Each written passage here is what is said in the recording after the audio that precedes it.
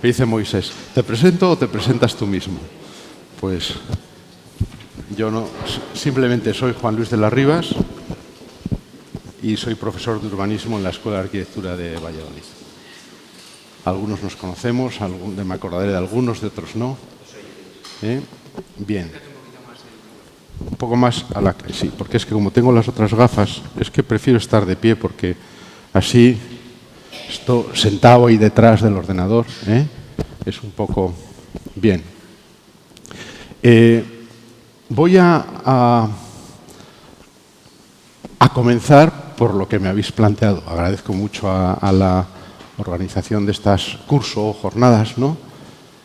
El que me hayáis invitado. Indudablemente, el tema es un tema que he ido mostrando, que por otro lado es un tema accesible, y es que hace unos años redactamos una estrategia de regeneración urbana para Castilla y León, ¿no? Que está vigente, etc. Y me sugeríais este tema, la identificación de las áreas vulnerables, que es un tema muy específico. Yo voy a intentar contextualizar este trabajo, contextualizar un poco la situación e intentar ayudaros a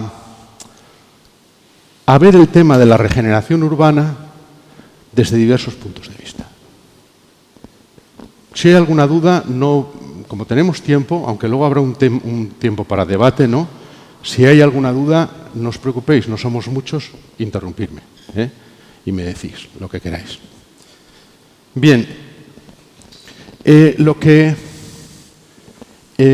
trabajo que tiene cierto carácter de manual, de buena práctica también, es un trabajo que es accesible en la web. O sea, si vosotros entráis Estrategia de Regeneración Urbana de Castilla y León, ERUCIL, o vais a la página de la Junta de Castilla y León, al área de urbanismo, la tenéis, ¿no? Claro, cuando nos plantean este trabajo, hay que remitirse a veces, ¿cuál es el pliego de condiciones? ¿Qué querían los que nos encargaban con esto? Pues elaborar una estrategia dirigida a orientar las actuaciones de rehabilitación y regeneración urbana en la comunidad autónoma, manteniendo, el PRICIL era un plan que hicimos antes, pero que era anterior a la ley del Estado.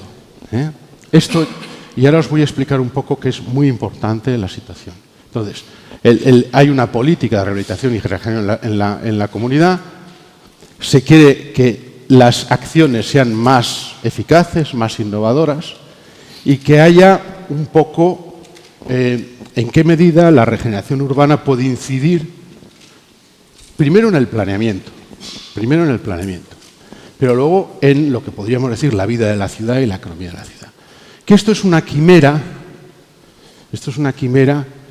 que desde el 2008, con la crisis financiera en España, se piensa, y la crisis de la burbuja inmobiliaria, se cree, y nos hacen creer, que la regeneración urbana puede ser algo que active la economía, como en el pasado, en la construcción, el fuerte sector de la construcción en nuestro país animaba a la economía.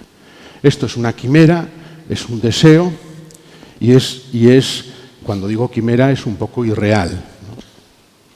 Ya veremos por qué. El contexto es importante, hay un contexto normativo. Nosotros tuvimos la oportunidad, en los últimos años del gobierno de Zapatero, que todavía había un Ministerio de la Vivienda, nosotros hicimos en mi grupo de investigación, esto también, tenéis una página web, ponéis Instituto Universitario de Urbanística de la Universidad de Valladolid. Ahí estamos lo que hacemos, ¿no? Yo en este instituto dirijo el laboratorio, lo que llamamos el EU Lab, que es un poco el que hace trabajos y proyectos. Soy también el que coordina el grupo de investigación vinculado al instituto. Bien, la Declaración de Toledo, que es la declaración que se hace cuando España mantiene la presidencia, o le corresponde la presidencia de la Comunidad Europea, es una declaración que después de aquella Carta de Leipzig del 2007 es una declaración que enfatiza el valor de la regeneración urbana en la política urbanística europea. Después de eso han ocurrido cosas, ¿no? Por ejemplo, tener en cuenta que yo os voy a presentar un documento que es del 2016, 15-16. Luego han ocurrido cosas. Por ejemplo, la Agenda Urbana Europea, aunque tiene poco que ver con esto.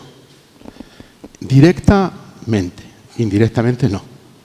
La Agenda Urbana de Hábitat 3 y, por supuesto, la Agenda Urbana española, que es de este año, ¿no? Bien, pero lo más importante, y esto yo quiero, son dos cosas. Primero, la reforma de la legislación que hace el Estado en 2013, sobre el que luego salió hace poco, hace menos tiempo, el refundido de la legislación estatal, y se está debatiendo bastante esto, se está comentando a debatir.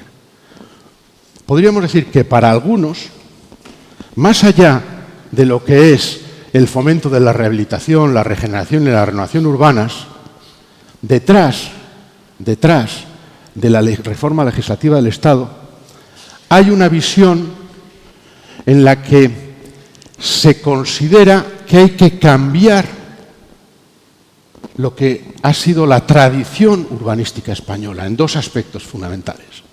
En eso que llamamos régimen de suelo y en eso que llamamos planeamiento urbanístico. Lo que pasa es que el Estado no tiene competencias en urbanismo ni en ordenación del territorio. Las competencias en urbanismo y ordenación del territorio están en las comunidades autónomas. En gran medida la legislación dice que lo que ella plantea lo tendrían que desarrollar las comunidades autónomas. El tema, podríamos decir que de una manera muy sencilla, porque, claro, yo hace poco participé en unas jornadas en Madrid donde había un magistrado del Tribunal Supremo, un catedrático de Derecho Administrativo, otro catedrático de Derecho Administrativo. Estamos en manos, no sé, sois arquitectos la mayoría, ¿no? El urbanismo en España lo hemos dejado en manos del Derecho Administrativo, que tiene mucha más inteligencia, mucha más cabeza y mucho más dinero puesto en la ciudad que nosotros. Si no, ir a Cuatro Casas y ver el departamento de urbanismo. Ir al mejor estudio de España a ver su departamento de urbanismo. ¿Cuánta gente está trabajando en eso?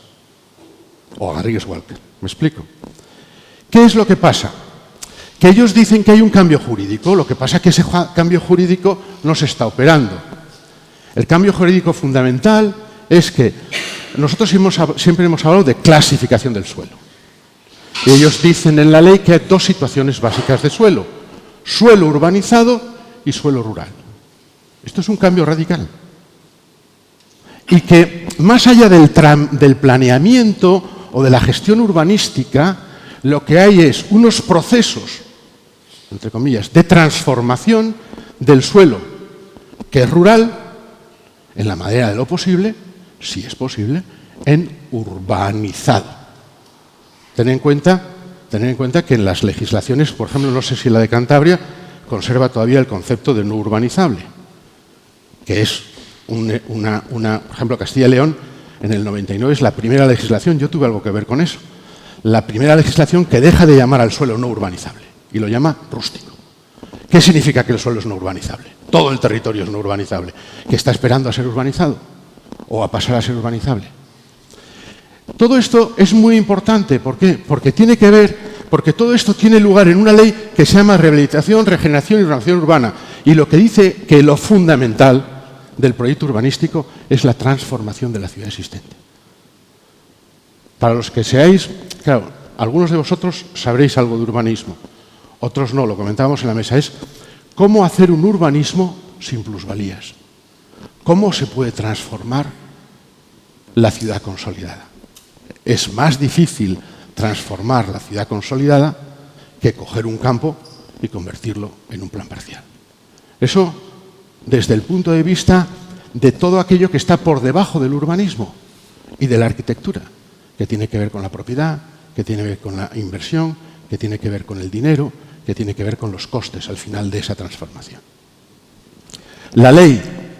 Esta ley no dice nada de cómo abordar los costes, no dice nada de cómo generar ese nuevo tipo de urbanismo y lo deja a las comunidades autónomas. La Comunidad de Castilla y León es la primera, y esto también es importante porque todo lo que os voy a hablar lo puedo decir porque hay una legislación específica. Y esto es lo más importante quizá para vosotros, que vivís en otra comunidad autónoma, es tenéis que adaptar vuestra legislación al nuevo contexto. Esto es importantísimo. Nosotros, ¿por qué podemos hacer la estrategia de regeneración urbana de Castilla y León? ¿Por qué se puede hablar de esto? De hecho, lo que hacemos es básicamente, yo me empeño mucho como director de ese trabajo en que mostrar con la estrategia que el cambio que introduce esta ley, la Ley de Medidas sobre Rehabilitación, Regeneración y Renovación Urbana, y hay un refundido, la modificación de la Ley de Urbanismo de Castilla y León, es muy positivo. Y nos da herramientas. ¿Me explico lo que quiero decir? O sea, casi toda la estrategia está volcada en esta ley. Pero esta ley es derivada directamente de esta y de las competencias que tiene la comunidad autónoma. Y sin ser radical, porque es, en cierto modo, podríamos decir, es reformista, pero sigue manteniendo un planteamiento conservador en relación con la herencia del urbanismo español. No sustituye la clasificación de suelo, no sustituye las herramientas de planeamiento y va puntualizando cosas que se habían hecho. Por ejemplo, en Castilla y León no conozco bien la legislación de Cantabria, lo único que he trabajado algo, porque estoy investigando ahora en ello, es el tema de cómo se ordena aquí el medio rural. Pero no de una manera muy particular, ¿no? Con esos catálogos, etcétera, etcétera. Pero lo que yo no conozco es bien vuestra legislación urbanística. Luego podemos debatir, ¿no? Pero no se sustituye la legislación anterior, se va avanzando. Con novedades que se habían introducido en Castilla y León, por ejemplo, en Castilla y León los sistemas de gestión son los clásicos, expropiación, cooperación y compensación, pero desde hace tiempo se introdujo el agente urbanizador y se introdujo de una manera bastante prudente. Y podríamos decir que todo el proceso post-plan parcial, post-planeamiento de desarrollo, se vincula no solo el proyecto de urbanización, sino también la gestión, a algo que se denomina proyecto de actuación, que es que incluye planificación y gestión. Quiero decir, son la legislación de Castilla y León en ese sentido, bueno, se lo he oído decir a Luciano Parejo, se lo he oído a Menéndez Resac, que son grandes mentes pensadoras del derecho administrativo, que la legislación de Castilla y León es, lo que pasa que pasa desapercibida porque Castilla y León no es relevante, comprendéis, en toda esta pelea que tenemos en este país, Castilla y León somos la periferia de la periferia, pero lo que sí es verdad es que es una buena legislación. Dicho por gente, además, no sospechosa de ser conservadora o de la misma ideología que... ¿Me entendéis? Y eso a mí me parece que es bueno reconocerlo. Bueno, luego está el contexto de la aplicación de esta estrategia, es el plan, la financiación. Es la financiación del Plan Estatal de Vivienda y los convenios que hace cada comunidad autónoma con el Estado para desarrollar el Plan Estatal de Vivienda. Este sería el contexto. Claro, la ley, que es esta ley, es una ley... ¿Cuándo ha empezado exactamente? Hay cuarto empezado más o menos, ¿no? Vale, bien. Me voy a limitar a estar una hora hablando, ¿vale? Y luego me lo impongo. Si no lo cumplo, Moisés, me dices. Bien, la ley introduce un capítulo, todo un título a la ley anterior, que es el de rehabilitación, regeneración y renovación urbana. He de decir una cuestión. Esta modificación se plantea de manera que no es una nueva ley, sino que se inserta directamente en la ley anterior. ¿Me explico? O sea, lo que va haciendo es modificando el articulado de la ley anterior, para que no haya que hacer un refundido luego. Este es un problema. Se hace una ley, se reforma un aspecto, pero luego hay que hacer un refundido. Esta ley todo lo que hace, y eso es una práctica jurídica y legislativa interesante, está fundido.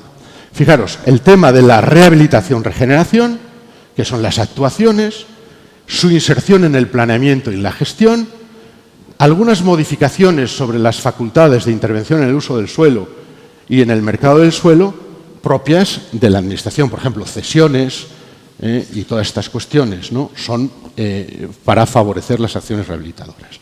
densidades, estas cuestiones, ¿no? Que son esas facultades. Luego hay un capítulo sobre sostenibilidad, un capítulo de coordinación y de simplificación administrativa. Este es muy importante, el capítulo de sostenibilidad. De fomento del crecimiento compacto, protección del medio ambiente, movilidad sostenible, consideración de los riesgos, accesibilidad. Es un capítulo bastante importante. Y aquí hay uno muy interesante, por ejemplo, en el artículo, aunque esto es la ley, pero luego, ya os digo, se inserta, la propia ley dice cómo modifica el artículo objetos de la actividad urbanística pública y se añade la renovación, la regeneración, es un objetivo prioritario. ¿Me explico? Se cambia el artículo, que en este caso es el 5. Bien, ¿cuál es el objetivo de la regeneración urbana? Pues el motivo, el más amplio, de mejorar la sostenibilidad de las ciudades, villas y pueblos de Castilla y León, de incrementar en ellos su capacidad de adaptación a los cambios económicos y sociales futuros. La regeneración debe incrementar la cohesión social, la integración entre los diversos. Bien, estas cuestiones que están ahí, no voy a leerlo. Pero fijaros esto que a mí me gusta bastante, este esquema, que es de dos médicos especialistas en salud pública, que desde hace tiempo... lo que nosotros estamos intentando es afectar, podríamos decir, al asentamiento humano. En el fondo, eso que llaman settlement los anglosajones, que asentamiento es una palabra poco castellana, es una traducción. Es decir, queremos modificar nuestro entorno construido o nuestro entorno habitado en un sentido de bienestar, de calidad. O sea, hacer más habitable, más sano el medio en el que vivimos. También desde el punto de vista social, de la equidad. Tenemos una gente, unos estilos de vida, unas comunidades, aquí hay que decir communities, porque esto de community le gusta mucho a los anglosajones, pero vivimos no en una community, vivimos en communities, es decir, en varias comunidades. Este concepto de comunidad es muy peligroso en el mundo anglosajón. Esto me daría para una charla de más de 2 horas, pero no podemos entrar ahí. Luego estaría el tema de la economía, de las actividades, el entorno construido, el entorno natural y el ecosistema en general. Al final, tenemos que pensar en la ciudad como un ecosistema. Esto es lo nuevo. Lo que pasa es que no es fácil. Luego ahondaremos en esto. Pensar la ciudad como un ecosistema no es fácil. Yo traduje en el año 2000 uno de los libros pioneros que muy poca gente ha leído. Con Gustavo Gil y tradujimos el Jan Mahar, que es Proyectar con la naturaleza, que es un libro del 69. ¿Por qué en el 69 hay un libro que es canónico, que dice que hay que proyectar con la naturaleza y nosotros apenas hemos avanzado? Pues como hay ideas filosóficas extraordinarias del siglo II después de Cristo y nosotros prácticamente no hemos sabido aplicar nada. No sé si me explica. Y eso era un estudio aplicado, es decir, nosotros podemos tener la idea de una sociedad mejor. Vosotros, como arquitectos, podéis tener soluciones extraordinarias. El problema es que hay que materializarlas. En un contexto de conflicto, en un contexto de pelea y de competencia. El ecosistema, ¿cuál es la regla final del ecosistema? ¿Alguien me lo podría decir?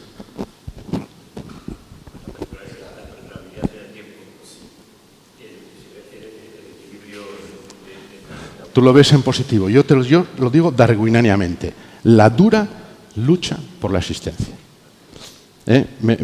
Es verdad. Nosotros, un ecosistema maduro, queremos equilibrado, es lo que queremos, ¿me entiendes? Pero todos sabemos que en unos 2.000 millones de años esto se va al carajo. Lo malo es si se va a ir antes. Quiero decir, ¿me entendéis? Lo malo es saber si se va... no sé, yo creo que hace 60 millones de años o 70 millones de años desaparecieron unas especies, aparecieron otras, ya sabéis a lo que me refiero, ¿no? Que son millones de años, ¿no? Si los seres humanos, los de Atapuerca, son unos parvulitos, ¿me entendéis, no? Entonces, claro, no estamos hablando del tiempo geológico, del tiempo sideral, estamos hablando del tiempo de nuestras vidas y en ese sentido es el tema de la sostenibilidad, la responsabilidad que tenemos de dejar a las generaciones futuras un mundo mejor, no peor. Esto es la sustancia de la sostenibilidad. Bien, pues eso es entender el ecosistema. Lo que pasa es que el ecosistema es un ecosistema donde hay leones y hay corderos. Donde hay, y esto es así, donde a veces llueve mucho, donde hay inundaciones y donde hay un señor que es cojo y fallece. O un animalillo, ¿me entendéis, no? Quiero decir, esto es un poco duro lo que estoy diciendo, pero nosotros creemos que el lenguaje de la sostenibilidad es tan amable porque lo puede defender cualquiera, el chino y Donald Trump. Los dos, o sea, el presidente del Partido Comunista Chino puede hablar de sostenibilidad y Donald Trump también. Luego no firma la Cumbre de París y el otro dice que se la refanfinfla esto de la CO2, que esto lo calculan siempre unos holandeses que mienten. No sé si me explico, ¿no? Esto, y son China y Estados Unidos, que son los países que más contaminan. En ese sentido, ¿qué quiero decir? Nosotros entender el ecosistema global, esto es algo que tiene que arraigar. Y hasta que no arraigue esto, todo lo demás es imposible. Pero vamos a hablar de lo que es posible. Fijaros, una de las cuestiones que hace la ley y permite que haya una estrategia es que, cosa que no hizo la ley del Estado, lo hizo en su borrador. Lo hizo en su borrador. Lo enuncia en su exposición de motivos, la ley del Estado, pero no dice qué son áreas vulnerables.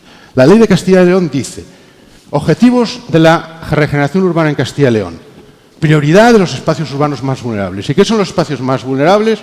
Son tales aquellas áreas urbanas que sufran procesos de abandono, obsolescencia o degradación del tejido urbano o del patrimonio edificado, o donde un porcentaje mayoritario de la población residente se encuentre en riesgo de exclusión por razones de desempleo, insuficiencia de ingresos, edad, discapacidad, otros factores de vulnerabilidad social.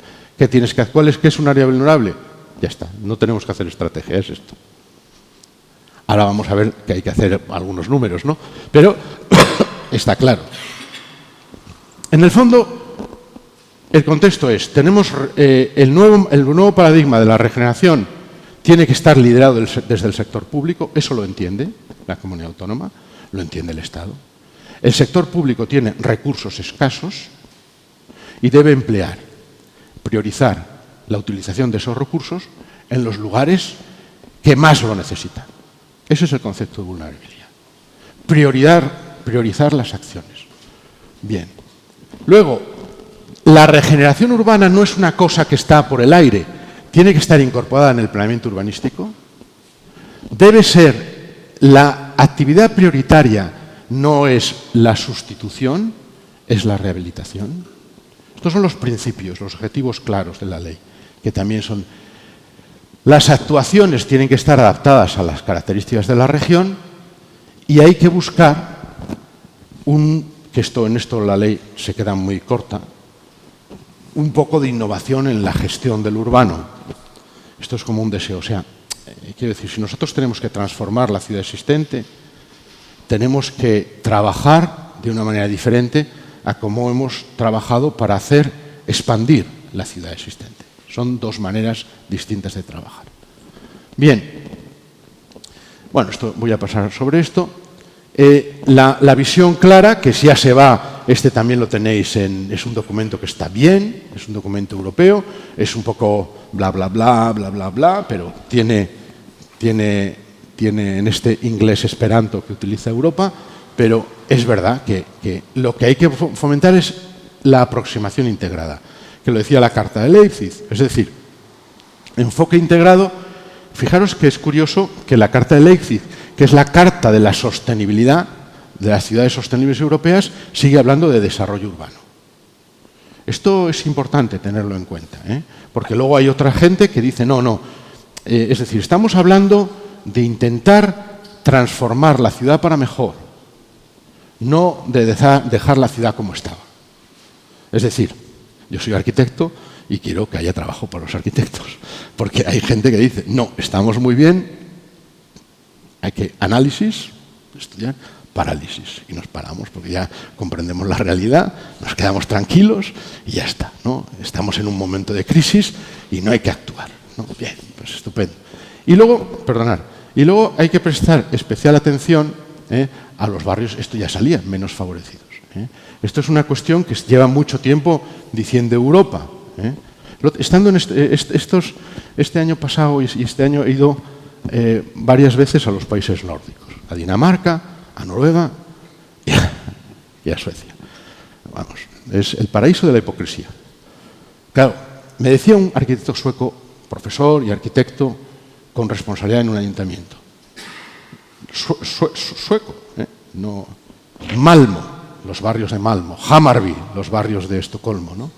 Llevamos un montón de tiempo hablando de sostenibilidad, hemos hecho una sostenibilidad que Fariña diría sostenibilidad cool, una sostenibilidad amable para nuestras clases medias, pero nunca hemos tenido más problemas en nuestras ciudades de integración social que ahora. Y nuestros barrios, los barrios que va abandonando la clase media blanca, por decirlo de alguna manera, los van ocupando la inmigración. Vällingby, por ejemplo, Vällingby, una nueva ciudad al norte de Estocolmo, que es un ejemplo, o Fasta, que está al sur, hicieron dos grandes new towns, ¿no? Pues son lugares que el Estado invierte mucho en las piedras, en el ambiente, pero hay un problema fundamental, que la sociedad se sustenta en el trabajo y hay una gran parte de la sociedad que tiene malos trabajos, tiene malos ingresos y por lo tanto tiene condiciones de vida difíciles. Por lo tanto, el tema en los barrios menos favorecidos, seguimos interviniendo un poco en el ambiente, en el medio ambiente, en lo físico, pero lo social apenas somos capaces de transformarlo. Esto me decía alguien en Suecia, no aquí, y que tienen un poco más de dinero que nosotros. Noruega ya, el dinero que tienen es como Arabia Saudita, ¿no? O sea, Noruega tiene muchísimo dinero, pero tiene los mismos problemas también. Tiene los mismos problemas. En un contexto peculiar podríamos hablar un poco de esto, ¿no? Claro, están avanzando mucho en descarbonización de la sociedad, pero claro, son los grandes descarbonizadores de Europa son los que venden petróleo en el mundo, ¿no? Entonces esto es una cuestión muy... Ya hay hasta una serie de televisión curiosa, que hay un golpe de Estado y los rusos invaden Noruega por una serie famosa de televisión. ¿Por qué? Porque han decidido los noruegos no fabricar más petróleo, no producir más petróleo. Entonces, y la Comunidad Europea dice, sí, rusos invadir Noruega, que es que hay que producir petróleo. Nosotros no decimos nada, no mandamos los... Quiero decir que el tema es complicado. ¿Qué significa integral? Integrado. Significa multiescala, multisectorial y cooperativo, colaborativo. O sea, todos los departamentos a trabajar juntos, no el de vías y obras y el de urbanismo que no se abran, a trabajar juntos, todos los departamentos, todas las consejerías, toda la administración pública, no cada uno en su capillita. Segundo, no solo a escala región, a escala local o a escala barrio, sino a las tres escalas. Y luego, no solo con una visión, esto lo hace el sector privado, esto lo hace el sector público, sino con una visión de interacción entre los tres sectores, colaborativo. Eso es muy complicado. Es complicado y se está trabajando. ¿Qué se está consiguiendo en estos países nórdicos que tienen una tradición democrática diferente? Pues se habla mucho más antes de hacer cualquier cosa. Esto sí que es verdad, ¿no? Se discute más, se plantea más, aunque como siempre hay problemas. Y una herramienta que nos da, os voy a dar solo dos, extraordinaria, que nos da la Ley de Castilla y León. La Ley de Castilla y León, en su artículo, el modificado, cuando dice que es un ámbito de espacio urbano vulnerable, nos dice que puede ser discontinuo. Y además puede incluir cualquier clase de suelo. Puede incluir suelo urbano, urbanizable e incluso rústico. Siempre que cumpla unas condiciones. Incluir intervenciones justificadas de demolición, renovación o sustitución de viviendas o de edificios completos, que siempre en Castilla y León la regeneración urbana no puede tirarlo todo. Puede tirar hasta el 50%. Esto es otra cuestión que no hace la ley del Estado, es una opción regional. ¿Me explico? Hasta el 50%. Plantear una extensión razonable hasta la más, es decir, tiene que haber cierta continuidad, con independencia de la clasificación de suelo, porque puede haber un suelo rústico protegido, un suelo agrario periurbano, me explico, puede haber una ribera, puede haber en esas acciones, ¿no? Bien, esto sería la idea. Para ello, establece una serie de criterios que son, podríamos decir, criterios de buen urbanismo, que son criterios, o sea, luego hay que saberlos llevarlos al papel, me explico. No es lo mismo decir, es decir, por ejemplo, la colmatación de los espacios intersticiales es un buen criterio, pero puede ser una tontería mal hecha. Esto como la continuidad, la discontinuidad, la densidad, la no densidad, depende cómo esté administrada proyectualmente, puede ser una tontería. La misma densidad puede generar algo extraordinario o algo banal, ¿no? Pero el tema de las barreras, por supuesto, intentar mezclar usos. El tema de los espacios libres es importantísimo. Curiosamente, el tema de los espacios libres, la agenda española no lo entiende. El tema del Green Infrastructure, la agenda española, yo hice una nota, se la mandé a Ángela de la Cruz, pero no me hizo ni caso. La agenda española no entiende lo que es la Green Infrastructure. Lo que se llama, sobre todo en el mundo anglosajón, las Nature-Based Solutions. Curiosamente, la agenda europea está muy preocupada en renaturalizar la ciudad, en eso que llaman los norteamericanos resiliency by design. Es decir, hacer que las ciudades sean más resilientes, pero no a través de no se sabe qué, sino del propio diseño, de los espacios libres y cómo esos espacios libres están diseñados. Claro, eso es complicado. Entonces, los principios generales es crecimiento compacto, medio ambiente, movilidad sostenible, eficiencia. Esto está en todos sitios, la ley lo dice. Y lo que es interesante es que intenta que en Castilla y León un plan ya no tiene que hacerlo, un plan general nuevo no tiene que hacerlo todo. Puede ser un plan estructural, es decir, modificamos el plan urbano de Santander, ¿no? El plan general de ordenación urbana. Podemos dejar el 80% de Santander como estaba, es decir, con planeamiento asumido. Solo vamos a aquellos lugares que hay que transformar en el sentido de regenerar, rehabilitar o crecer. ¿Me explico? El urbanismo y acciones estructurantes de infraestructura, de sistemas generales, etcétera, etcétera, etcétera. La regeneración urbana tiene una dimensión territorial y hay que facilitar la modificación del planeamiento para que sea posible la regeneración urbana. Esto es algo muy curioso, ¿eh? Entonces, hay una cuestión, se le exige a los planes generales que incorporen el proyecto de regeneración urbana como algo propio. Entonces, lo tienen podríamos decir, no dice cómo tiene que hacerse documentalmente, pero podríamos decir, los lugares de la regeneración urbana no son unos lugares que se deciden a posteriori o que se deciden más o menos arbitrariamente, o debería estar articulados esos lugares desde el planeamiento general. Esto es lo que dice la ley.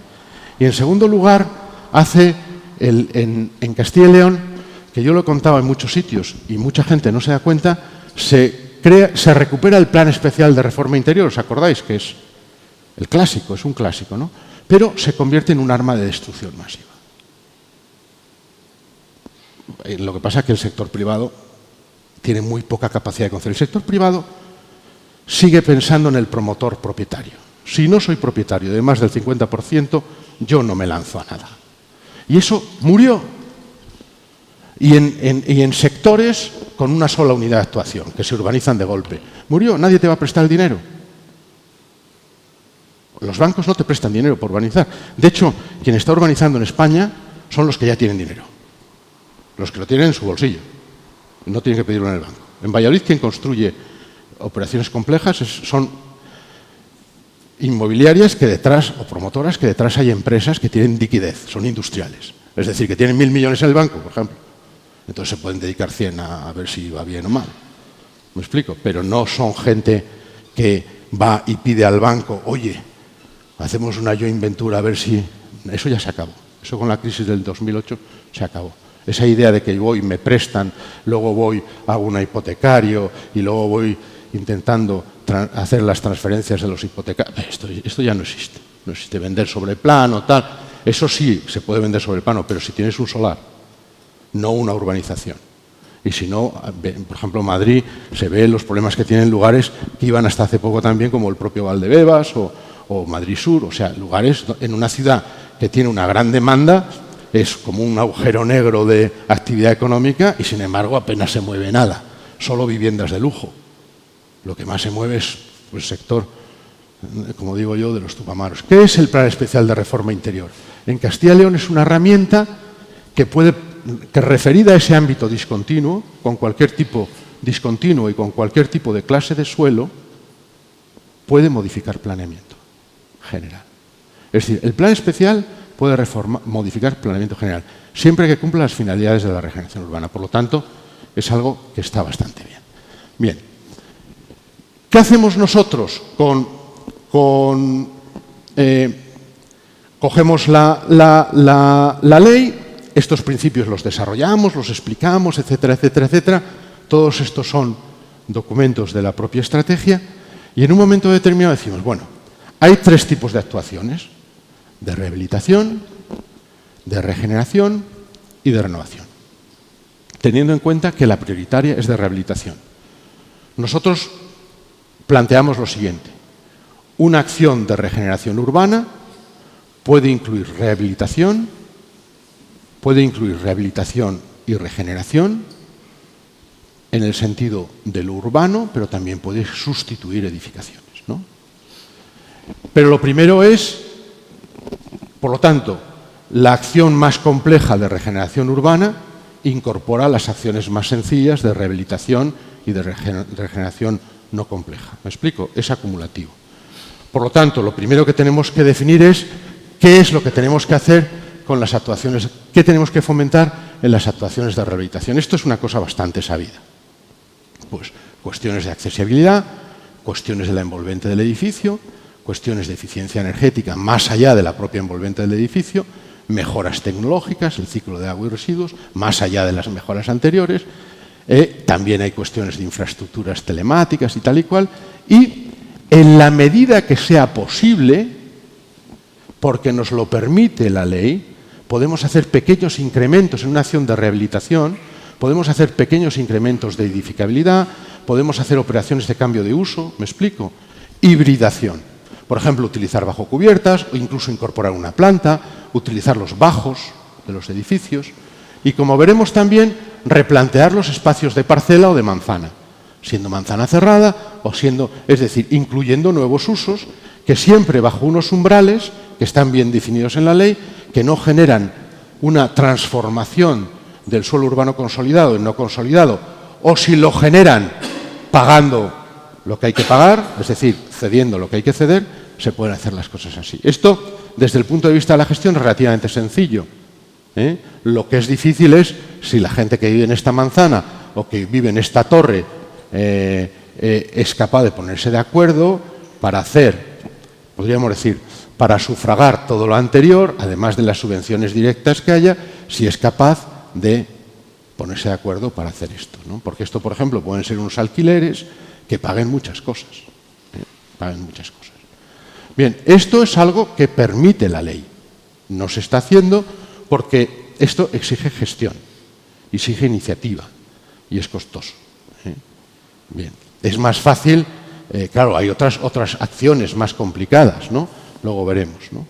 Por lo tanto, las actuaciones de regeneración urbana son las actuaciones de rehabilitación de todo lo anterior, más acciones en el espacio público y acciones de mejora en el espacio en el metabolismo urbano. ¿Qué es esto del metabolismo urbano? Intentar que las infraestructuras, lo construido, trabajen en un sentido positivo. Por ejemplo, ¿qué pasa en una ciudad cuando llueve? Que se inunda. Bueno, me explico. Aquí es donde entra el espacio público, tiene que ver con el metabolismo urbano. En este sentido, las acciones de espacio público tienen que ver con la accesibilidad universal, por supuesto, con la movilidad integrada, con la calidad del diseño urbano, con el verde diverso, que esto es una cuestión, podríamos hablar luego de esto, y con el incremento de las actividades, y etcétera, etcétera. Las acciones, estamos hablando de acciones en el espacio público. Las acciones en el espacio público de tipo metabólico tienen que ver también con la accesibilidad, bueno, esto exactamente es todo lo mismo, pero teniendo en cuenta que podemos... Esto, por ejemplo, son esquemas inventados por nosotros, ¿no? Pero no sé si algunos de vosotros conocéis Valladolid, pero todos son trozos de un barrio problemático, se llama La Rondilla, y que es una de las zonas más densas, más especulativas de la ciudad, para ver que eso es posible, hacer estas cosas en un sitio difícil. No tan difícil como otros, porque por lo menos aquí en La Rondilla hay espacios infrautilizados, pero por lo menos hay espacios. Y luego el tema del metabolismo urbano, temas de energía, por ejemplo, no es lo mismo el tema del district heating, es algo muy importante, district heating and cooling, esto es muy, muy importante. En Castilla y León estamos haciendo, claro, hay otras regiones que van más avanzadas en el tema residencial, sobre todo quizá Navarra, ¿no? Algo el País Vasco, Cataluña, pero la realidad, algo se ha hecho en Madrid. Nosotros estamos consiguiendo hacer distritos de calor y frío para ámbitos públicos. Por ejemplo, la Universidad de Valladolid, hay un distrito, pero no conseguimos enchufar con las viviendas. Curiosamente, Soria se ha propuesto con fortaleza el alcalde, con una compañía, y está promoviendo un district heating urbano en el centro de la ciudad, con un riesgo político extraordinario. Y está ganando, hablando. ¿Pero qué ha hecho el alcalde? Liderarlo.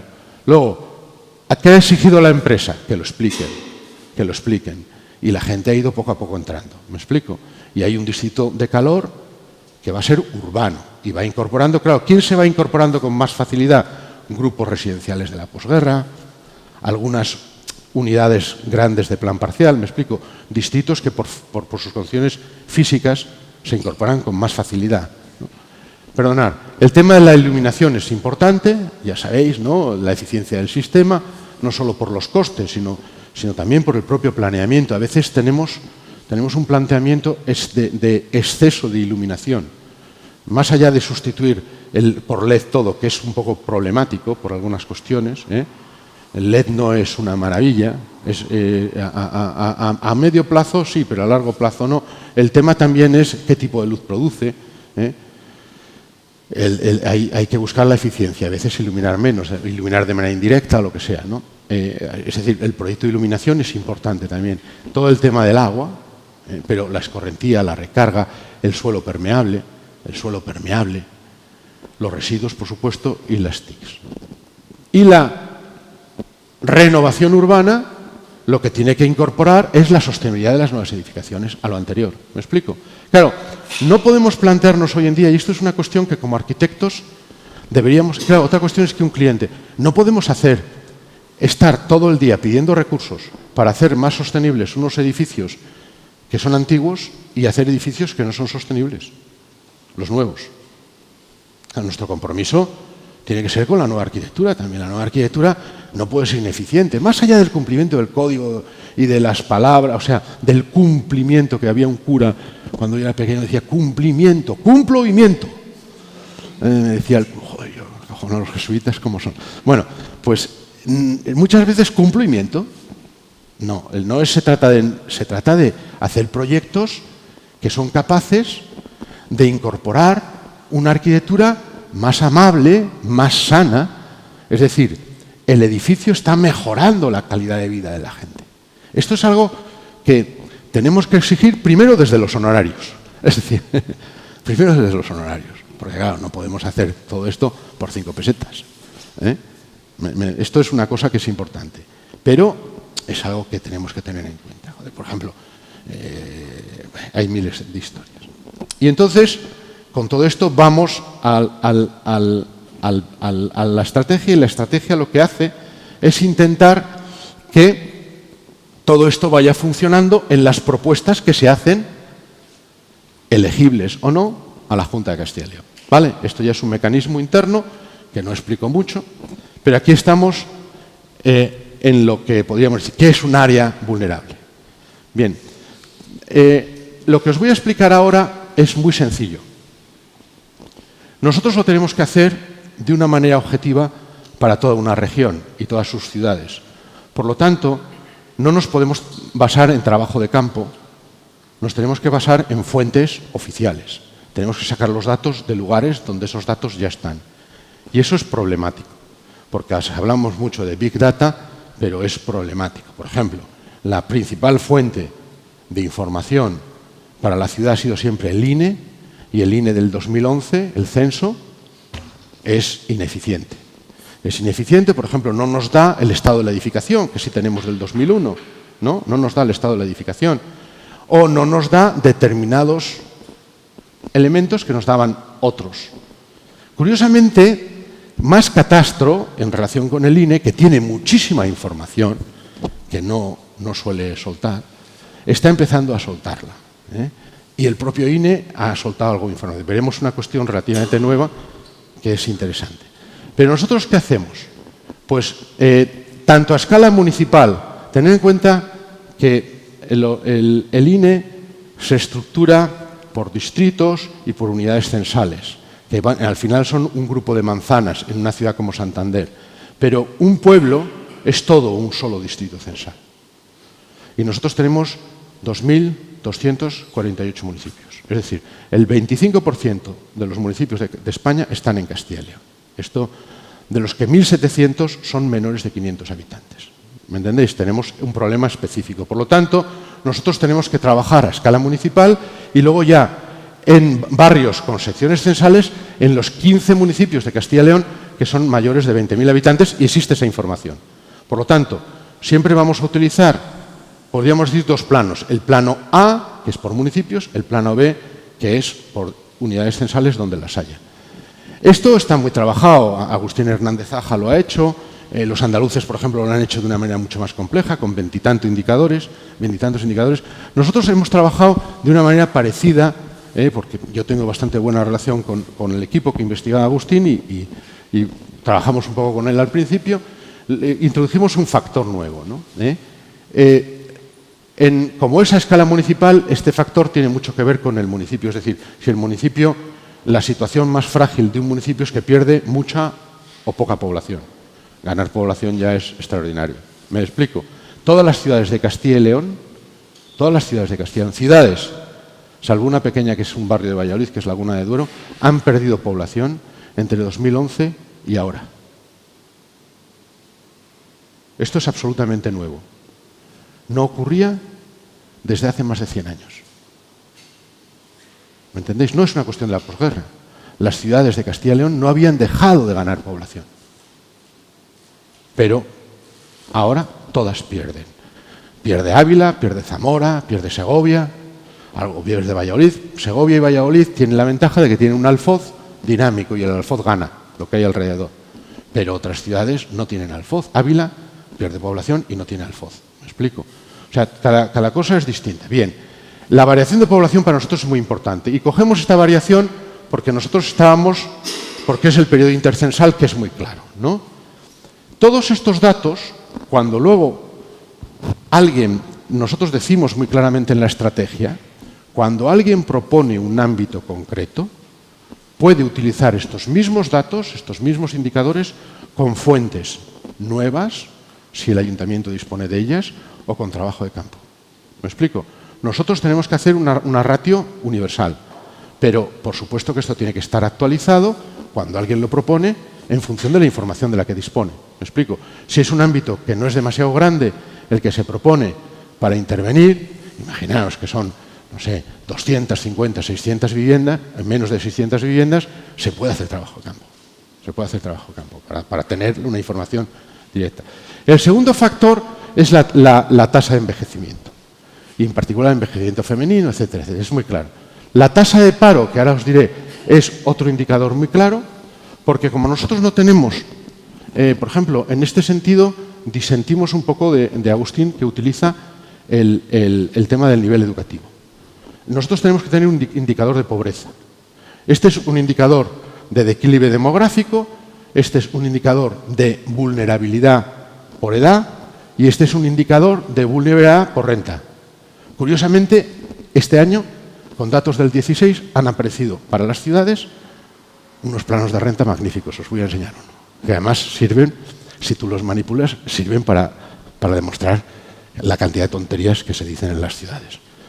Y luego, la antigüedad del parque de viviendas, que esto nosotros lo hacemos también nuevo. Aquí la información, utilizando SIG, con unos operadores, lo hacemos de Catastro directamente. Catastro tiene esta información, lo que pasa es que no está desagregada, es muy difícil trabajarla, hay que tener bastante experiencia, es decir, es un poco de trabajo de especialista, pero se puede, a través de Catastro, tener en cuenta que no estamos hablando de un bien, estamos hablando de una ciudad y tenemos dentro de una ciudad que agregar todos los datos de Catastro y manipular todos los datos de la ciudad y luego proyectarlos sobre un plano. Me explico, agregar y desagregar, quitar y no quitar. Os digo una cosa, cuando Catastro dices edificaciones tal, usos tal, residencial, otros usos, el 25% de la ciudad está en otros usos. ¿Qué significa eso? ¿Me entiendes? Claro, eso en un edificio, es muy fácil, esto es el altillo, que no saben lo que es y tal. Pero claro, en la ciudad, ¿qué puede ser otros usos? ¿Me explico? Es una cosa bastante más complicada. Bien, esto lo empezamos a hacer, entonces vamos haciendo esos indicadores, la población total menos la población actual, y hacemos un indicador. Y la fuente es esta. Un indicador, la población de 65 más años, frente a la población actual, y hacemos otro indicador, censo de población. Y entonces tenemos el factor. La tasa de paro en los municipios lo hacemos de una manera, en los barrios lo hacemos de otra. Porque tenemos más información. En los municipios tenemos los datos agregados y aquí tenemos menos agregados. Pero este es el plano que os decía. Renta media poblacional 2016. Esto es una cosa que ha sacado ahora el INE. Esto es Valladolid. Claro, aquí tengo directamente un dato de renta. Y te das cuenta, por ejemplo, que el ferrocarril no es ninguna barrera. Esta idea, el ferrocarril es una barrera, depende, pero es una barrera, aquí no es ninguna barrera. En los barrios realmente desfavorecidos de la ciudad están a los dos lados del ferrocarril. Aquí hay una barrera, sí, pero porque esto es un polígono industrial.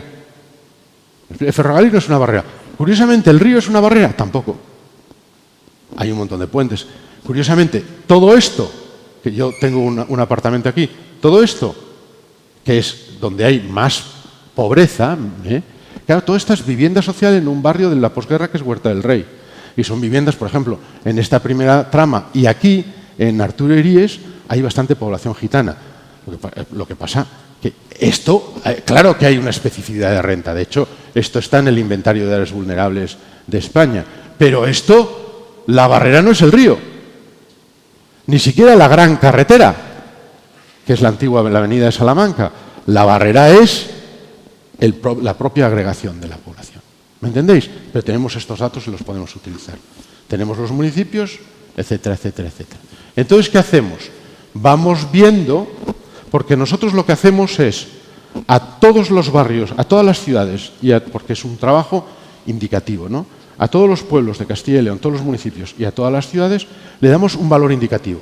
Y luego que ellos trabajen, ¿de acuerdo? Un valor indicativo. Y entonces vamos viendo que utilizamos, tenemos 3 indicadores, que son 1, 2 y 3, cuando estamos muy por encima de la media, parecidos a la media o muy por debajo de la media, ¿no?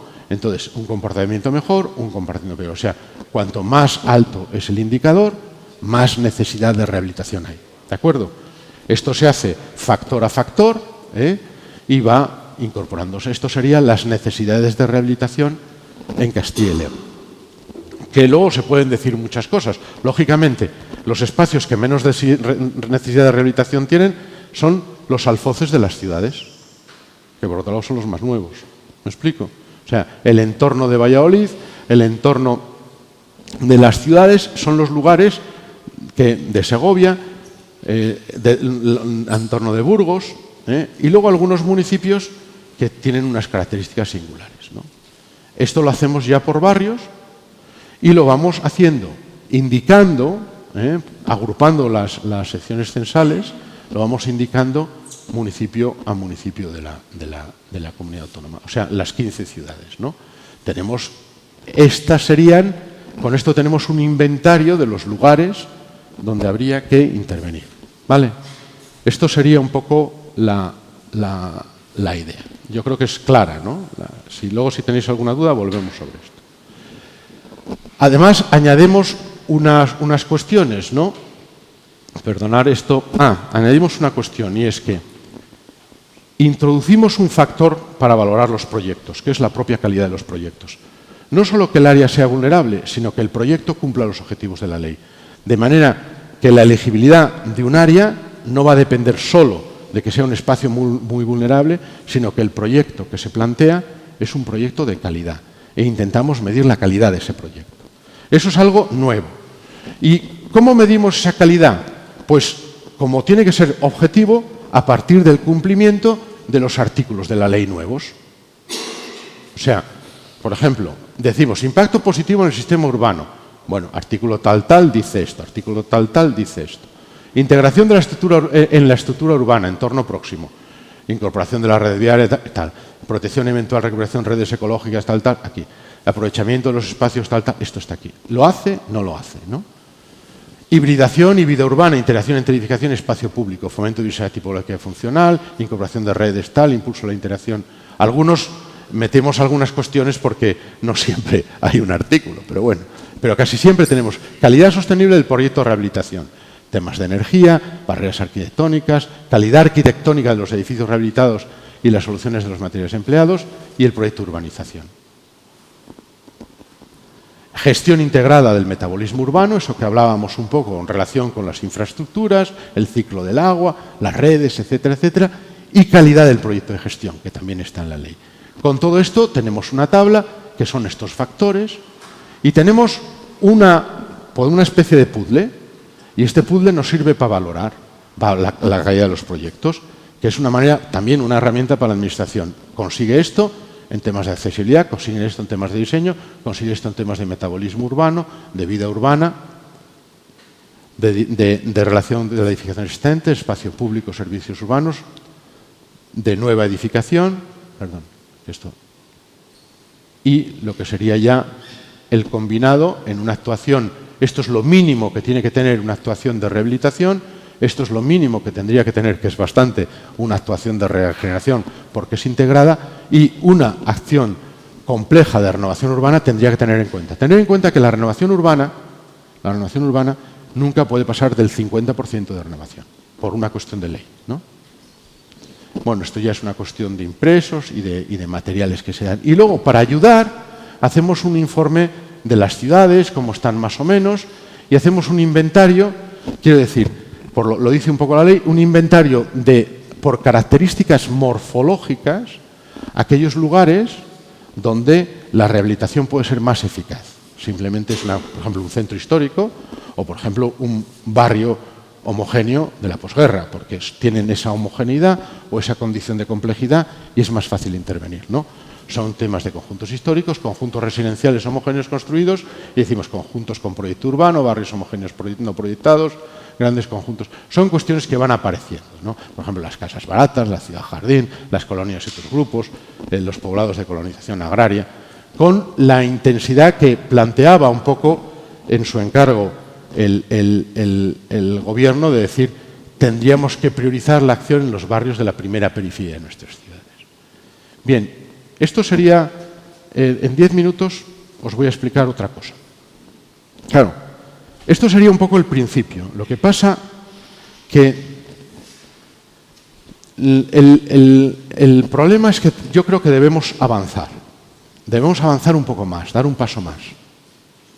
Y nosotros hemos hecho un proyecto de investigación que es intentar proponer, y esto a lo mejor a algunos os va a sonar mucho, a otros os va a sonar más a chino, pero es un tema que detectamos que cuando trabajamos con la propia ERUCIL, que se están haciendo varios proyectos y los vemos en varias ciudades, proyectos pilotos, han empezado con 5 proyectos, más los que van sacando a los ayuntamientos grandes con el plan de vivienda. En esas áreas, al final, hay un único proyecto y una única solución. Tú puedes valorarla y tal, pero hay un único proyecto y una única solución, que es la que plantea el equipo ganador, si hay un concurso, es la que plantea, que bueno, eso ya si hay un concurso por lo menos, pero a veces el equipo ganador que se presenta a un concurso es por currículum, no por solución. ¿Me entendéis? Aunque normalmente en las metodologías de estos concursos hay gente que avanza más o menos, pero son concursos que muchas veces, bueno, yo ahora mismo me he presentado a un concurso que era el mismo que hace poco en mi propia región y es alucinante, ¿no? Todo lo que antes me valoraban bien, ahora me lo valoran regular. Digo, bueno, son los mismos, es distinto, he empeorado, se han caído cosas de lo he hecho mejor, peor, no sé, no he escrito lo que había escrito, no he hecho lo que había hecho, algo pasa, ¿no? No, simplemente es que es un funcionario distinto, con todo el respeto a los funcionarios, es un funcionario distinto, que yo también soy funcionario, soy profesor de universidad. Bien, entonces lo que nosotros decimos, hay que introducir inteligencia. Introducir inteligencia. ¿Y eso qué significa? Intentar hacer 2 cosas.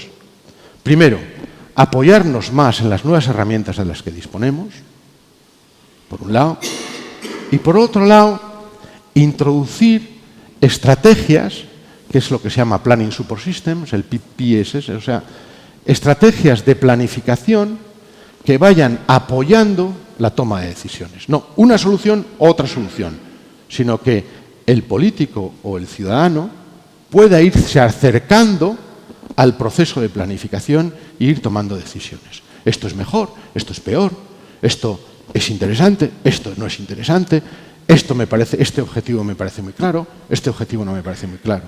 ¿Me explico? No solo el político, el ciudadano. Pero claro, si lo entiende el político, si lo entiende el ciudadano, se confía en que el político lo entienda, normalmente. Hacer un poco visible un proceso que a veces es un poco opaco. De hecho, muchas veces nuestra profesión en otros países está cambiando mucho. Por ejemplo, también porque están en un momento especulativo, pero por ejemplo en Inglaterra se está exigiendo cada vez más una cuestión que es el contraplan. Un promotor inmobiliario hace un plan y entonces hay una ley que es la Neighbourhood Act que exige un neighbourhood plan. Es decir, los vecinos, ¿quiénes son los vecinos? Los stakeholders. ¿Quiénes son los stakeholders? Los que se presentan allí el día que hay, que claro, pueden ser 18 de un barrio de 1.600, ¿me explico? Pero claro, este es un problema, ¿no? Pueden hacer un plan alternativo y la administración pública les dice, o os ponéis de acuerdo o no hay plan.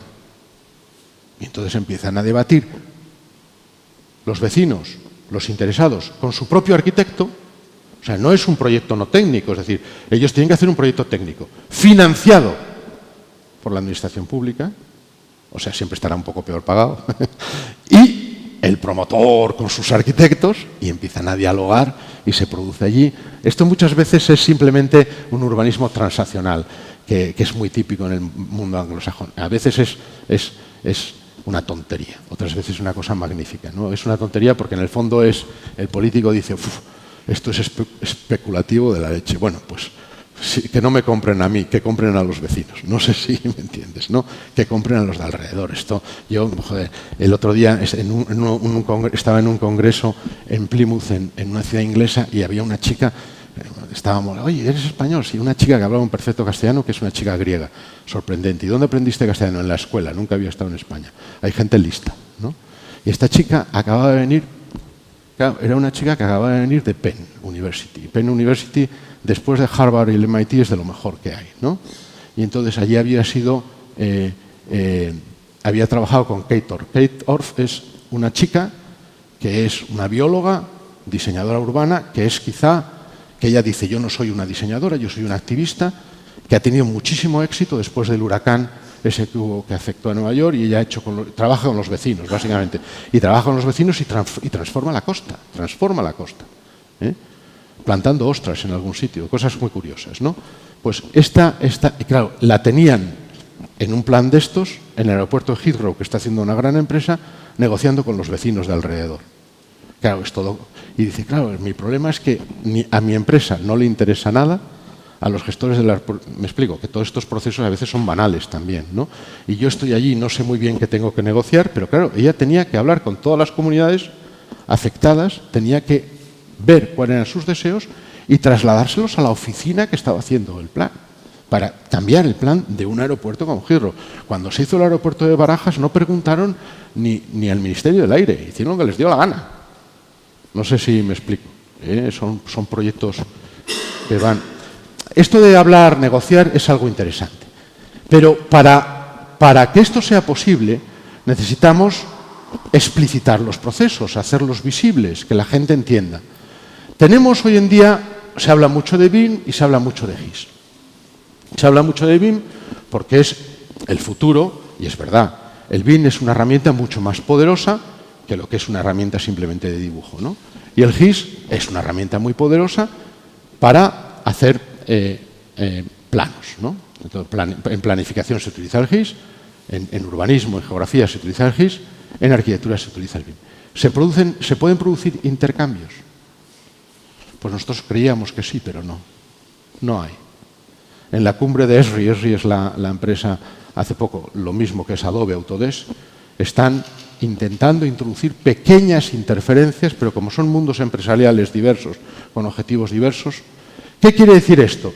Que la información de Big Data que capta el BIM no la puedo conectar con la información que encarta el GIS. No dialogan entre sí los programas, ¿no?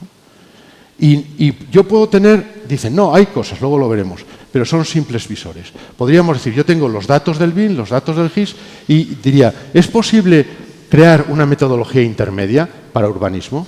Tener en cuenta una cosa, esto es una cuestión que estamos un poco avanzando, pero imaginaros dentro de unos años, cuando las ITs y todas estas estrategias hayan creado unas bases de datos, que primero hay que crear esas bases de datos, es decir, no hacer las ITs y luego no archivarlas de la misma manera. Uno hace la IT de una manera, otro hace la IT.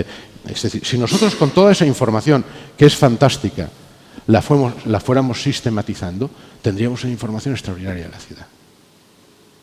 Extraordinaria de la ciudad. Y si la pudiéramos trasladar al GIS, podríamos tomar unas decisiones extraordinarias. Todo esto surge, y no utilizar los datos del catastro, los datos del censo, que son siempre... o incluso los datos de la propia trabajo de campo, que al final son a ojo de buen cubero. ¿Me entendéis? Porque normalmente un trabajo de campo en urbanismo no es como un trabajo de campo en edificación, donde tú ya haces el levantamiento del edificio, sino son aproximaciones. Uno entra, ve, más o menos, no son análisis, porque claro, uno tiene que analizar, no sé, 50, 60 manzanas. Entonces, lo que se trata es de avanzar en una cultura de evaluación, porque es muy importante, de evaluación de la intervención en función de sus resultados, y intentar sistematizar los factores que configuran el proyecto de regeneración urbana. Información, necesidades y acciones. Esto, que a escala de arquitectura es relativamente sencillo, un edificio, que a escala de planificación, usos del suelo, etcétera, es relativamente sencillo, tendría que aprender a dialogar entre sí. Y es posible que dialogue entre sí. Realmente son dos soportes que están trabajando de manera distinta. Aquí así trabaja. Es curioso, el GIS, el BIM utiliza herramientas de GIS. El Revit, todos estos programas de BIM lo que hacen es incorporar el GIS. Y el GIS lo inventa el Lagerman, este señor, que era un discípulo de Mahar. Lo que pasa es que era muy listo. Y lo que él hacía con papeles transparentes, dijo, mientras estaban en el MIT trabajando con cálculos numéricos, digo, no, ¿y si hacemos que las máquinas lean los planos? Y empezó a hablarse de layers, antes del AutoCAD. Ahora todo es por capas, pero eso lo hizo primero Mahar y otra gente con papeles transparentes. Toda la información, lo que llaman el cake layer cake model. Ellos decían, toda la información era un pastel de capas y ese pastel de capas se iba estructurando. Estamos hablando de finales de mediados, finales de los 60. No estamos hablando de ahora. Bien, entonces esta especie de interacción pues no es real, aunque tú tienes gente que dice, pero tú lees el artículo del Barry Kelly y bueno, ¿y esto qué pasa? Pues que no es real. Entonces, ¿qué tenemos? Al final, dos sistemas de información diferentes en los que no hay interoperabilidad. Bueno, pues lo que tendríamos que intentar nosotros, más allá de si conseguimos hacer esto, seríamos millonarios. Lagerman es multimillonario. El Mahar, el hombre vivía en su granja medio retirado y no era multimillonario. Quiero decir, esto es un problema. Pero nosotros podemos incorporar pequeñas cuestiones que vemos y es simplemente introducir una cultura de evaluación. Y para eso, ¿qué tenemos que hacer? Primero, estructurar la información.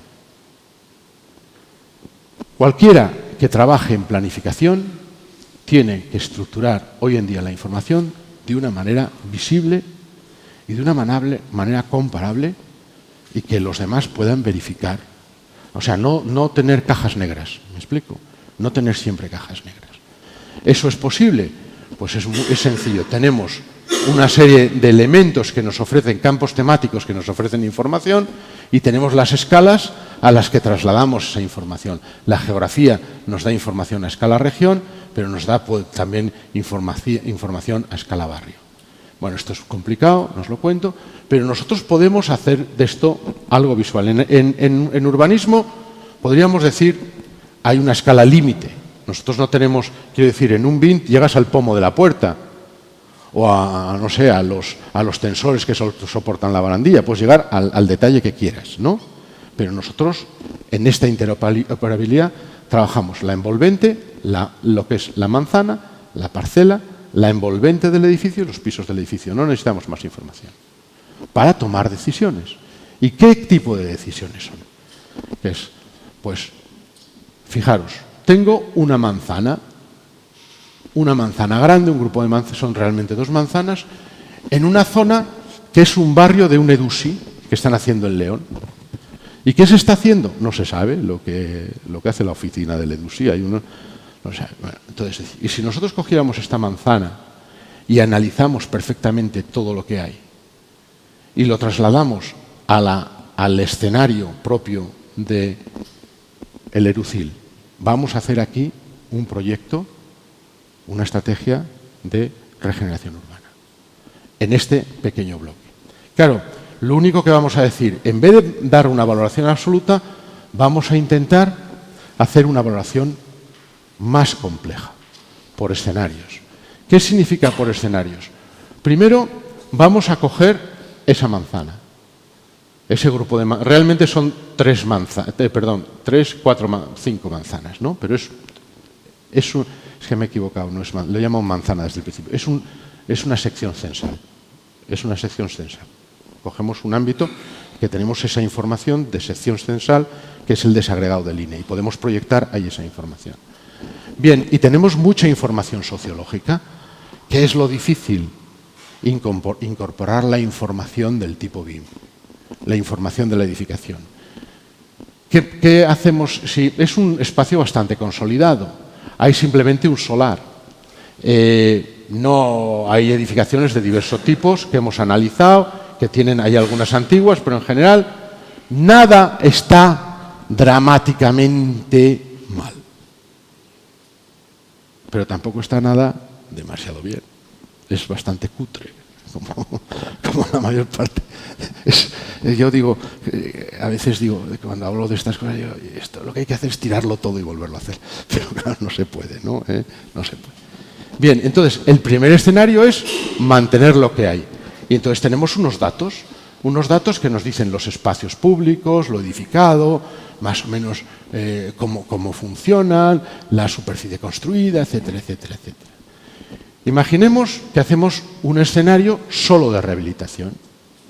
Es decir, valoramos lo que... El escenario 1 de conservación es muy interesante porque nos mide la realidad.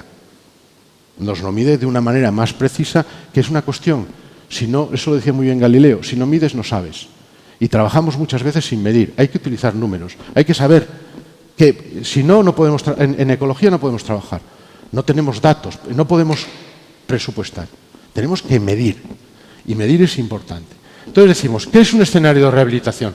Un escenario de rehabilitación es los edificios más antiguos, hacemos un pequeño edificio de equipamiento donde hay un solar, los edificios más antiguos se rehabilitan, una rehabilitación más intensa, se hace una rehabilitación integrada en lo que son, este es un conjunto homogéneo, bastante banal, pero se puede rehabilitar, y estos son unas viviendas unifamiliares típicas de obra sindical del hogar, tal y cual, que también tienen una característica de una rehabilitación mayor. Hay una rehabilitación muy más ligera de edificios que es simplemente mejorar la envolvente, y luego la incorporación de un pequeño equipamiento. Rehabilitación. Transformación. Bueno, vamos a ver si hacemos, por ejemplo, aquí podemos añadir una planta. Estos edificios están tan mal los que estamos rehabilitando, que los tiramos y los hacemos nuevos. Porque estamos rehabilitando cochambre. Esto pasa a veces, ¿no? Luego cogemos estos bloques y como tenemos una gran avenida con un espacio, pues aquí introducimos una mayor complejidad, bajos comerciales y sustituimos el frente de eso. Bien, entonces esto sería una transformación, introduciendo una planta, introduciendo plantas en los edificios, tal. Bien. Y entonces vemos lo que hacemos: sustitución, reforma interior, incremento de alturas. Y vemos lo que ganamos.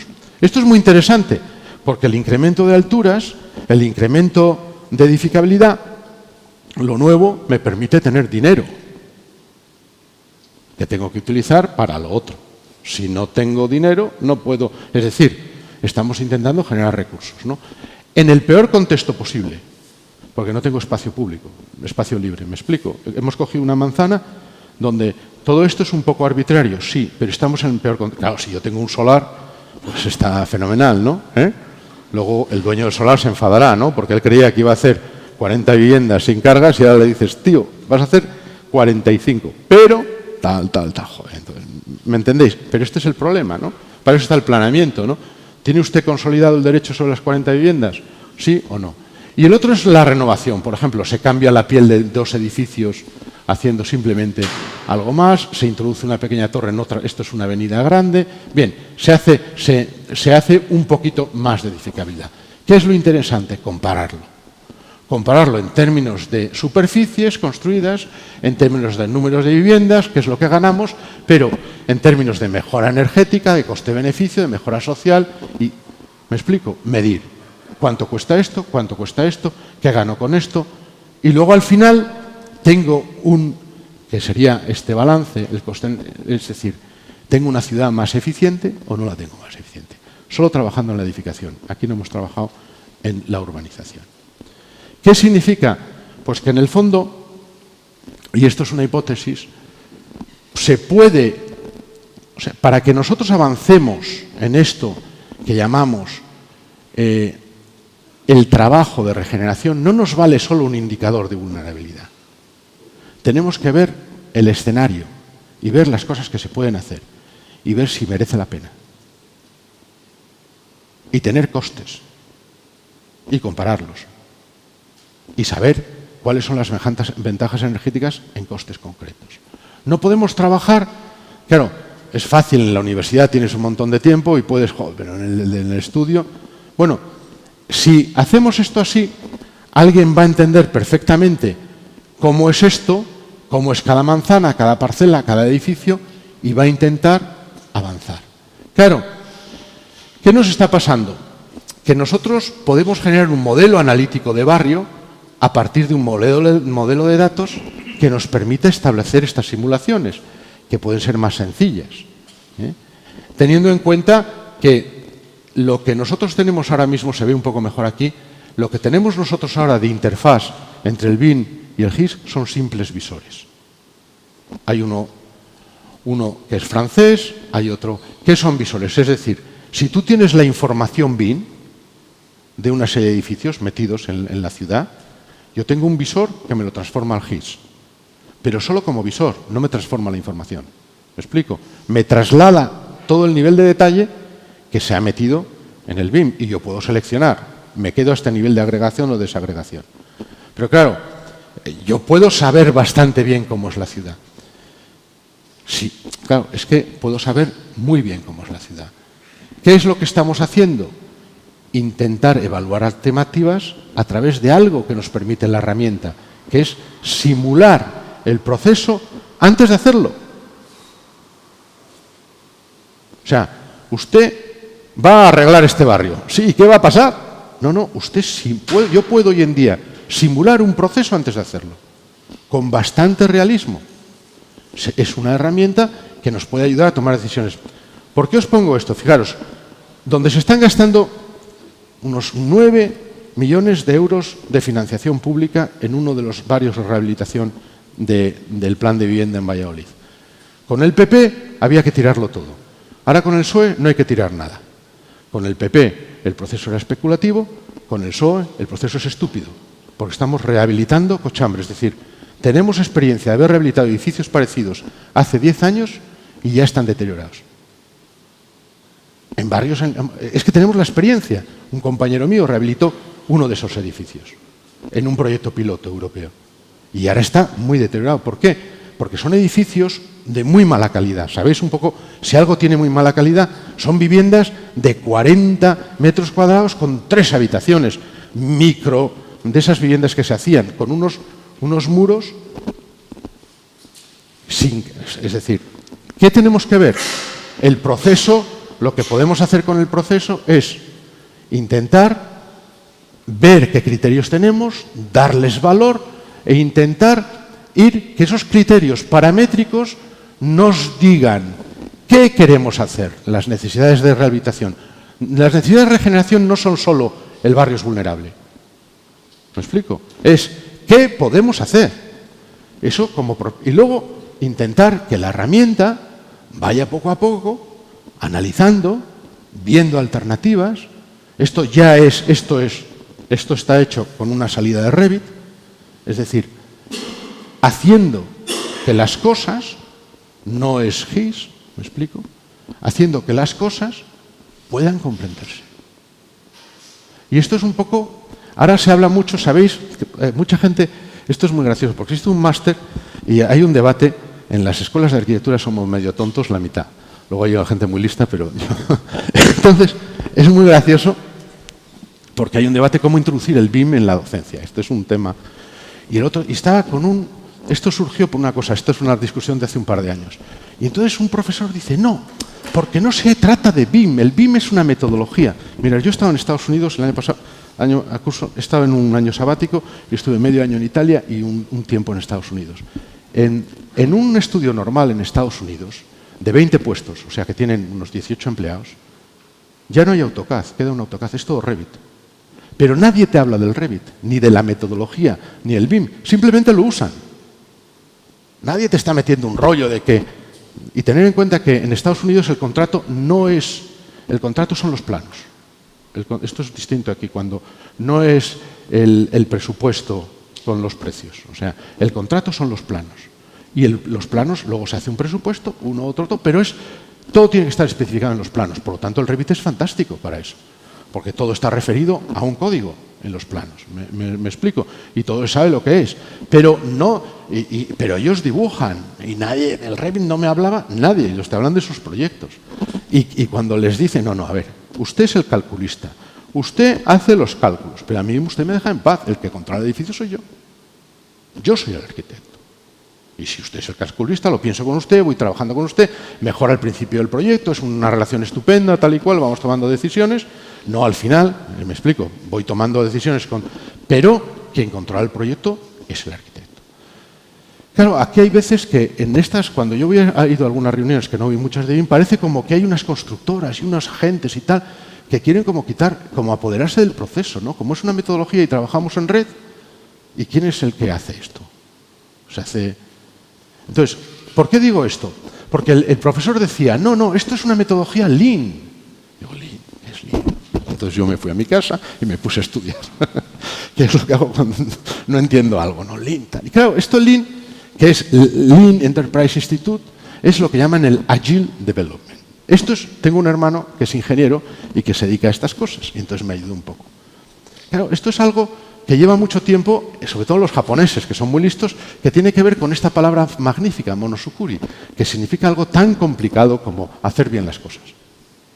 El Agile Development es es un poco que ha evolucionado después del cradle to cradle, es decir, después de la economía circular. Es decir, producir generando pocos residuos. Producir generando, podríamos decir, producir de una manera menos entrópica. ¿Y esto qué tiene que ver? Trabajar con modelos, que son las soluciones, construir y experimentar, tenemos datos, aprender, conocer, y tenemos nuestras ideas. Intentar que todo esto... Pero ¿cuál es la clave de todo esto? Medir y evaluar. Si no medimos y evaluamos resultados, los proyectos son magníficos, porque los hizo Miguel Ángel o el señor este que era, ¿cómo se llamaba este? Como es Ricardo Lorenzo, todos de puta madre. ¿No, señor? También está el factor cultural, ¿no? Pero lo importante es, bien, si yo estoy utilizando fondos públicos escasos para rehabilitar barrios, no tendría que anticipar los resultados, si eso es posible. Y esto, por lo tanto, ya os digo que esto es futurología, lo otro es lo que está haciendo todo el mundo, esto es un proyecto de investigación, ¿entendéis? Son cosas distintas, ¿no? Son cosas distintas, pero tienen que ver entre sí. O sea, si queremos avanzar, es como cuando uno va a Stuttgart, a un centro de estructuras y materiales, y ve cómo están trabajando. Claro, decir, esto no lo podemos dejar en manos, en una escuela de arquitectura, no podemos dejar el futuro de la construcción en manos de ingenieros solo. Tenemos que pensar los arquitectos, ¿qué les exigimos a los materiales? Y esos materiales, como, claro, porque uno dice, es que la impresión en 3D, se habla mucho de la impresión en 3D, pero ¿qué se puede imprimir en 3D en construcción? ¿Alguien lo sabe? En mi universidad tenemos una impresora 3D que es más grande, inmensa, que nadie la sabe utilizar. Ahora están unos ingenieros utilizándola. Porque se consiguió con un proyecto europeo, una financiación, no sé si ya sabéis de esas cosas que llega a la impresora, pero claro, trabajar, manejar bien una impresora grande de estas, además luego, claro, meterle el enchufe eso cuesta una pasta increíble, no solo la impresora, sino lo que nutre a la impresora, cuesta muchísimo, no solo tener el aparato, ¿no? O sea, el día a día de la impresión 3D. ¿Qué quiero decir? Claro que estamos intentando mejorar las cosas, pero ¿cómo las debemos mejorar? Innovando, avanzando. No sé, quizá esto es un poco ciencia ficción, pero yo quería comentároslo para debatir un poco. ¿Preguntas?